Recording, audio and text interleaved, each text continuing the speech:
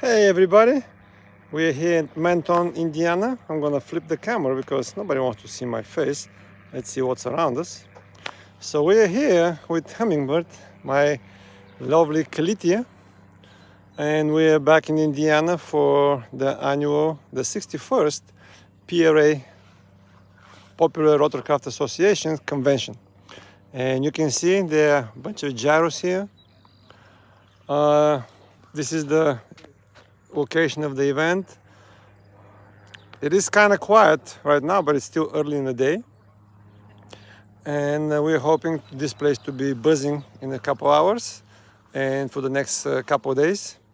So if you're interested in gyros, if you like gyros, this is the place to be this time of the year. It's right after Oshkosh, so if you went to Oshkosh and you saw a bunch of airplanes but now you want to see just gyros, just come to Mentone. You meet nice folks, you hear nice stuff about various gyros, and you learn a lot. You may get some rides. Just ask for introductory flights, and various instructors would help you and take you in the air. And maybe you convince your spouse to let you buy one. How about that, huh? So, Mentone, Indiana. It is a very nice place, and this year we got fantastic weather. Usually this time of the year the area can experience a thunderstorm or two, but so far, knock on wood, of course, we've had fantastic weather. Fantastic. And you can hear one of the gyros is buzzing about. Eventually everybody's going to take their turn, scratch the itch, and fly around. So come on here and just enjoy us. So now if you want to hear about the gyros themselves, this is the Calitia by Gyroplane Aviation. This year I put the aircraft in a trailer and I drove from Los Angeles, where you've seen my base. So how you do that is right here.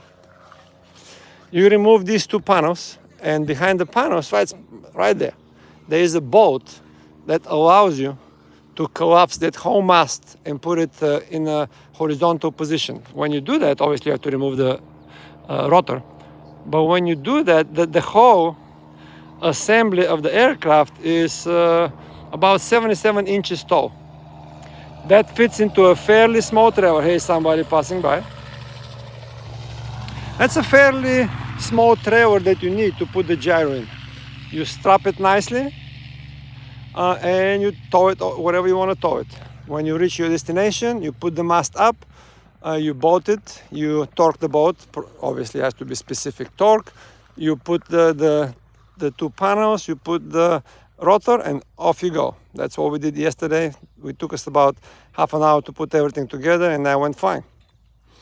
So that's the Calitia. This specific one, I don't think I ever talked to you about it. It has a Rotax engine.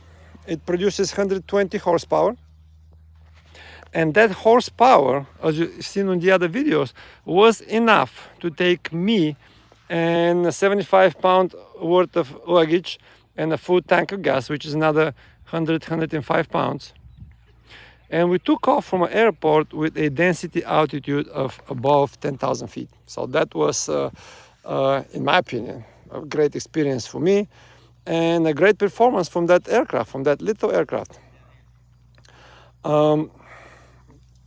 This specific one does not have a glass cockpit. It has a simpler instruments, but for anybody who's flown, understands that glass cockpit is nice, but it's not required. It's not mandatory. You can have your regular instruments, your steam dials, as we call them, and still have all the information you need. So let me move my head here so you can see. Now that big quote-unquote glass-looking things in the center is my GPS. And yes, I love my GPS. We get spoiled these days. We don't want to use maps. We don't want to use charts. We want to use moving maps on moving screen. So again, you can see these are all round dials.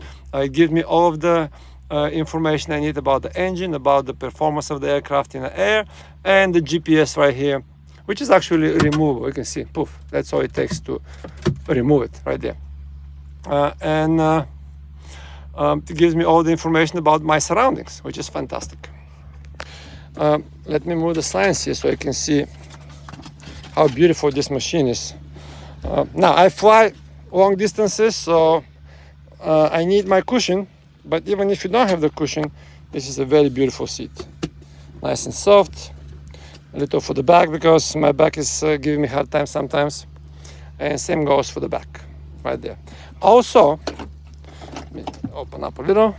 Also, this right here is the instructor's stick on the back. I remove it when I travel by myself, when I fly by myself, because it's a good habit to have. But you can install it right here. Poof, it takes 2 pins to attach it, and then the instructor on the back can have full controls while the student on the front can fly the aircraft with the safety of the instructor being able to pick up the slack and assist if the student needs assistance. So it is experimental, meaning I participated in the building it, 51% builder.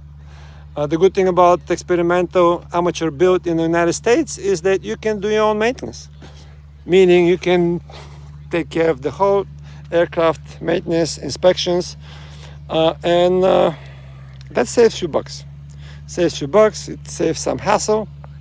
That doesn't also preclude you from using other people's help, but you have that option. So this is the Kaliti itself. Now, right here in the front, you can see these are vents that really help you defog the windows. This is a very humid climate out here, so if you fly early in the morning, chances are your window is going to fog out the first thing in the morning. But with these vents, you can easily defog them, defog the front glass. Here's a friend of mine just landed. Here we go.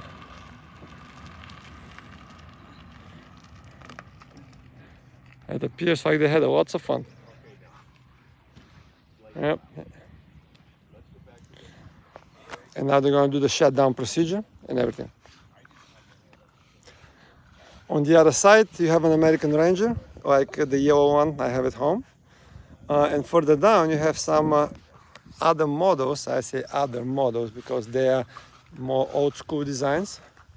Something that gyro history connoisseurs can probably recognize. But they are of a different era and a different thinking of gyro design. Here with the American Ranger is a good example of the Euro designs, and then the Kaliti takes it to the next level with introducing or using the principles of the Euro design, but also adding a flair of personal touch.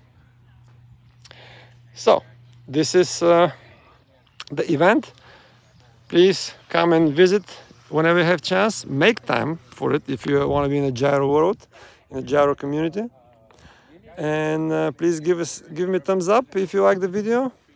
Watch the other videos where you can see that green beauty flying all the way from Los Angeles to Oshkosh and then to here. In fact, one of my latest videos I think was from departing here exactly a year ago. That was lots of fun. In fact, you can see the field behind it. Right now, I think it's beans of some kind. It used to be corn last year. So if you've seen the video, you'll see the difference in the environment that was here. So anyways, thank you for watching. Give us a thumbs up, leave a comment, and I'll see you soon.